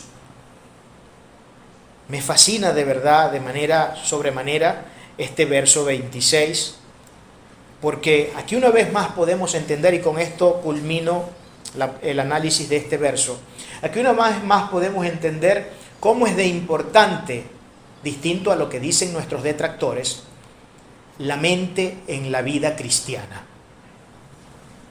La mente en la vida cristiana, por eso que como dice George McDowell, yo no debo cometer suicidio intelectual cuando decido creer en la fe en Jesucristo, por ejemplo. No cometo suicidio intelectual. Y aquí vemos la preponderancia que la Biblia una vez más le da a esta parte metafísica que nosotros llamamos mente, donde tenemos alojada toda esta parte racional, emocional, volitiva, etc. Porque el mensaje de la Biblia es un mensaje para la razón del hombre. Me gusta mucho una definición que un pastor que conozco tiene acerca de lo que es la fe.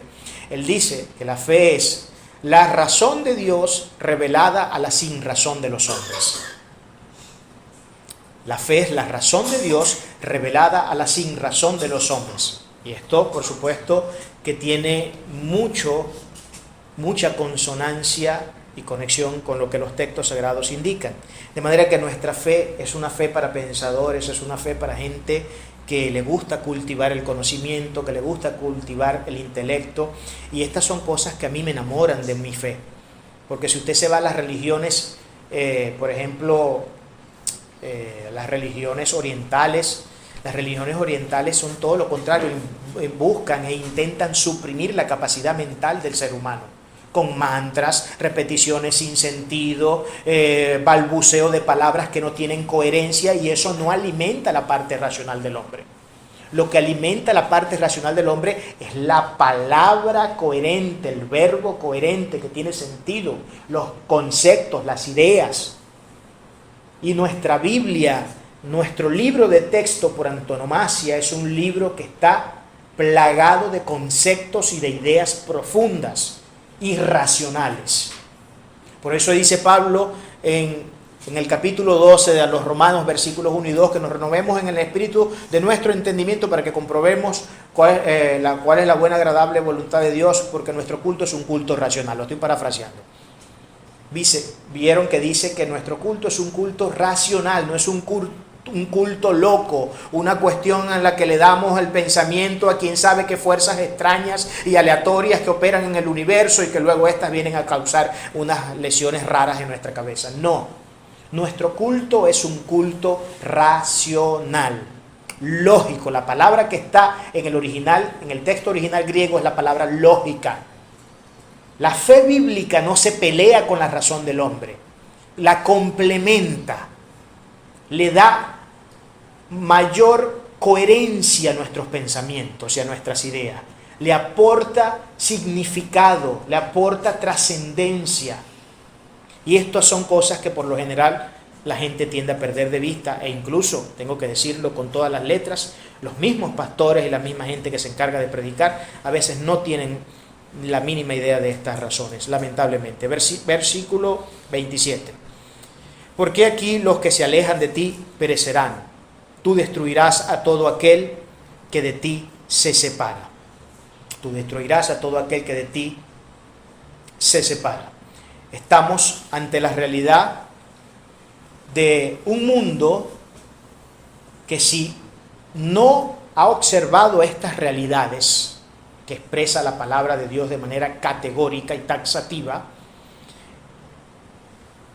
el único destino para estas personas va a ser lo que dice aquí: que se aleja de ti, perecerá y será destruido. Tú destruirás a todo aquel que de ti se aparta.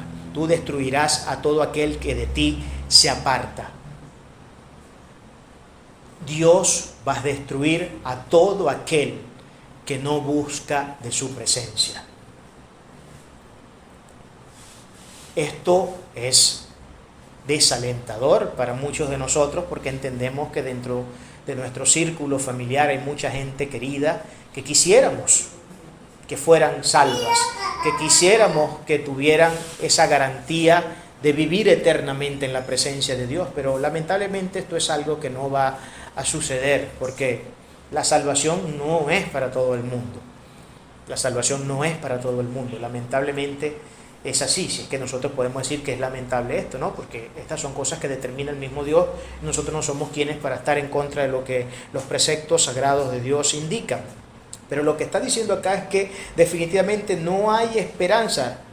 Lejos de Él solo hay condenación, muerte eterna, hay juicio y no hay misericordia. Vamos a algún texto, Salmo 119, 155. Vamos a ver lo que dice Salmo 119, que es el salmo, ya ustedes saben, el más largo, capítulo más largo de toda la Biblia, y en el verso 155. Nada más miren que ya van por 155 versos, ¿no? Lejos está de ti, lejos está de los impíos la salvación, porque no buscan tus estatutos. Lejos está de los impíos la salvación, porque no buscan tus estatutos. Proverbios 14, 11. Otro texto importante. Vamos a ver Proverbios 14, 11. Dice de la siguiente manera: la casa de los impíos será asolada, pero florecerá la tienda de los rectos. La casa de los impíos será, ¿qué? Asolada, destruida. Destruida una vez más. Proverbios 10, 29. Tiene otra cosa más que decirnos. Proverbios 10, 29. El camino de Jehová es fortaleza al perfecto, pero es destrucción a los que hacen maldad. En pocas palabras, hermano, con estos tres textos que acabamos de leer, lo que estamos es afirmando la idea de que Dios ciertamente tiene preparado un momento de destrucción para la gente impía, para la gente injusta, para la gente que no milita dentro de los márgenes de esta preciosa fe que nosotros predicamos. Es lamentable, pero esta es la conclusión lógica de una persona que se conduce en la vida bajo sus propios designios y no bajo los designios del Dios Todopoderoso. Por eso quiero nuevamente enfatizar el hecho de que es imperativo que nosotros nos conduzcamos bajo los designios de Dios.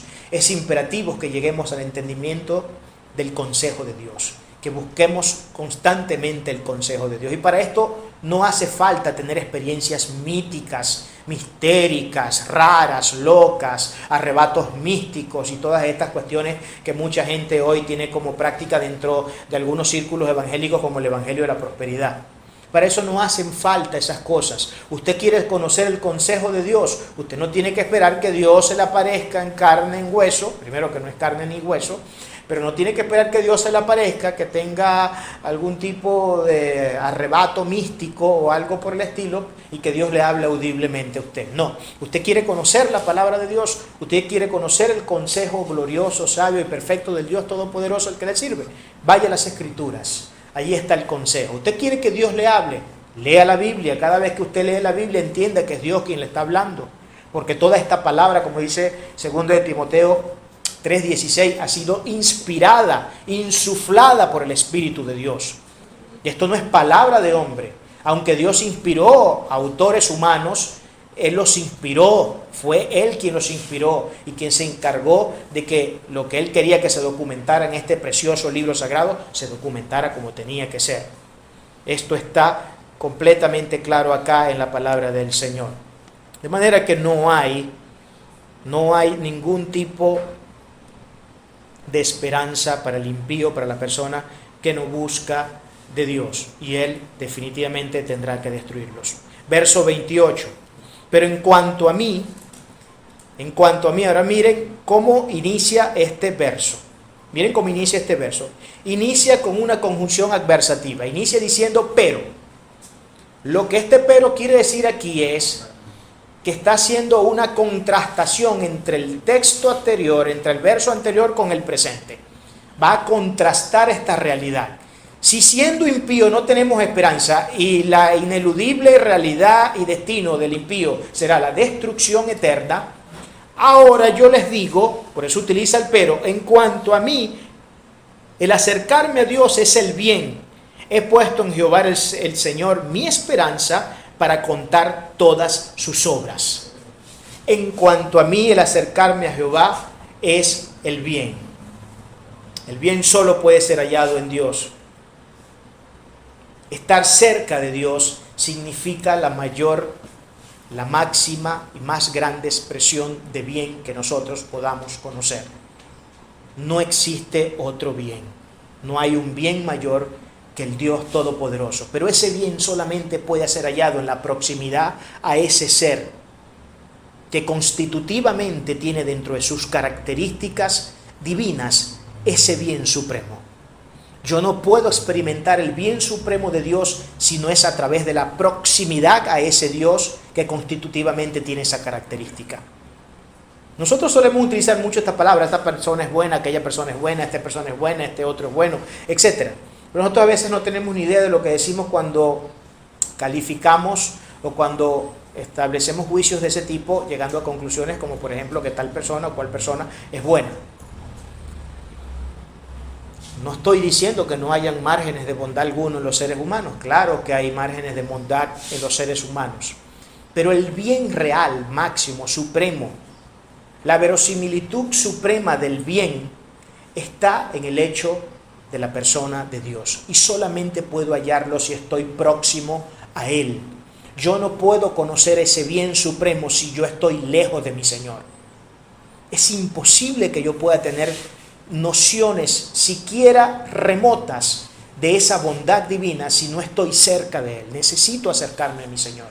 Necesito tener una proximidad estrecha, muy estrecha, a ese Dios todopoderoso que manifiesta una bondad absoluta, que manifiesta un amor absoluto, que manifiesta una gracia absoluta, que manifiesta un poder absoluto y que manifiesta una omnisciencia gloriosa y poderosa.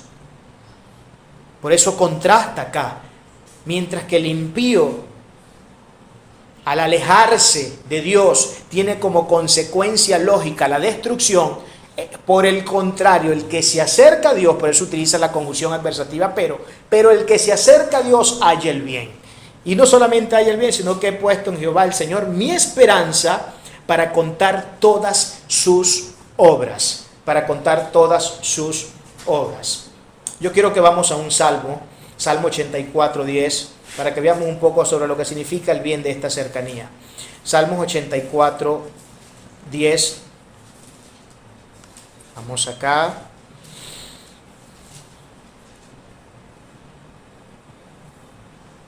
Nos dice así: porque mejor es un día en tus atrios que 1000 fuera de ellos.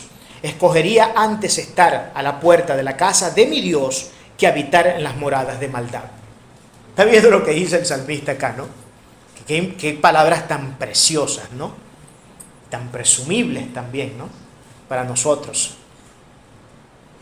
Porque es mejor un día en tus atrios que 1000 fuera de ellos. Es mejor, pudiéramos decir en términos más vulgares nosotros, es mejor el rinconcito más feo y remoto de la casa de Dios, si es que podemos hablar de algo feo, pues nada feo podemos hallar en la presencia de Dios, pero por ponerlos en algunos términos para darle un poco de picante a esto y enfatizar con mayor fuerza la idea. Es mejor estar en el rinconcito más remoto y feo de la casa de Dios que estar en una mansión de 3.000 millones de dólares con detalles en oro por todos lados, pero fuera de su presencia. Porque a fin de cuentas eso fenece, así como mi cuerpo también va a fenecer. Y cuando estas cosas que son realidades materiales fenezcan, es cuando viene la verdadera vida, hermano, la que va a vivir eternamente, bien sea eternamente en la condenación o eternamente en la bendición con el Dios Todopoderoso. Para esto no hace falta tener mucha habilidad interpretativa, hermenéutica, ni mucha masa gris para entender esto.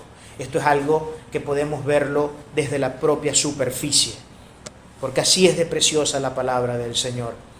La trascendencia de su mensaje o lo trascendental de sus mensajes muchas veces se pueden ver desde la simple superficie para que hasta la persona más simple pueda entender estas gloriosas realidades.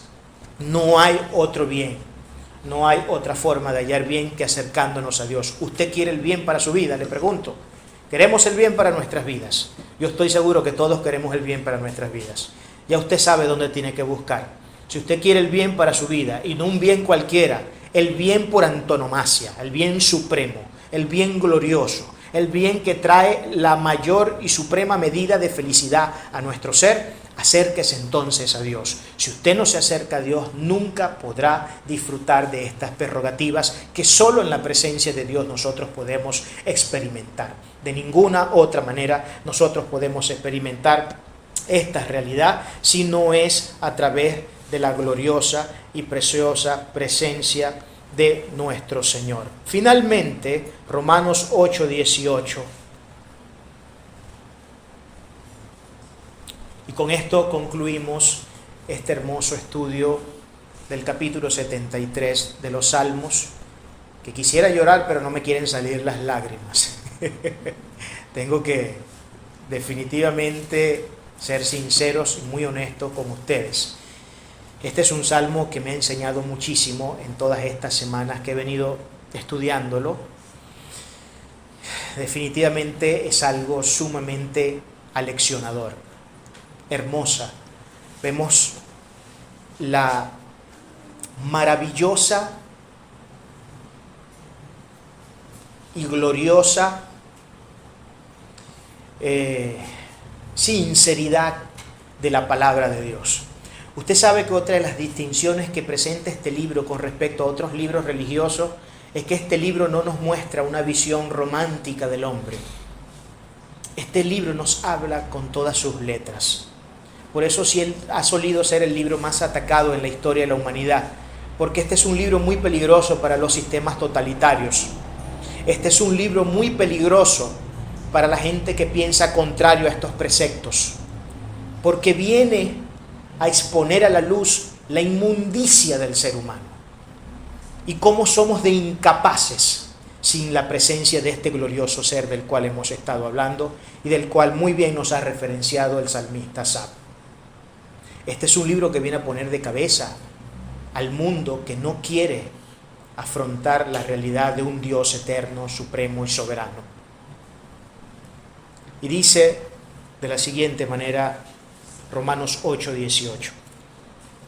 Pues tengo por cierto que las aflicciones del tiempo presente no son comparables con la gloria venidera que en nosotros ha de manifestarse. ¿Por qué cierro con esto? Porque sí, es verdad, vamos a afrontar crisis, vamos a tener momentos difíciles. Esto es algo que nunca se va a acabar. Solo se acabará el día que partamos de este mundo y si hemos tomado la decisión correcta luego de que hayamos partido. Porque si hemos tomado la decisión incorrecta, al contrario, vendrá sufrimiento eterno. Más bien desearía usted poder estar en los sufrimientos que vivió en los 70, 80 o 90 años que usted haya vivido en esta vida. Pero las aflicciones presentes no son comparables ni serán nunca comparables con la gloria venidera, con la gloria que nos espera, con esos brazos de eternidad y bondad suprema y gloriosa que están abiertos, esperando que nos acerquemos a Él, que nos aproximemos a Él para hallar esa medida suprema y gloriosa de bien máximo que podemos obtener. En el mundo tendremos aflicción, dice Cristo, pero confiemos en Él porque Él ha vencido al mundo. La palabra confianza allí es la clave. Pero claro, entendiéndolo en su contexto, no una confianza en cualquier Dios, en cualquier ser. La confianza que solamente en Cristo Jesús nos brinda cobijo a nuestras almas afligidas, le brinda certeza a nuestra salvación y le brinda alegría a nuestra alma afligida. Damos gloria, honra y honor al Dios que es sobre todo lo que existe. Amén.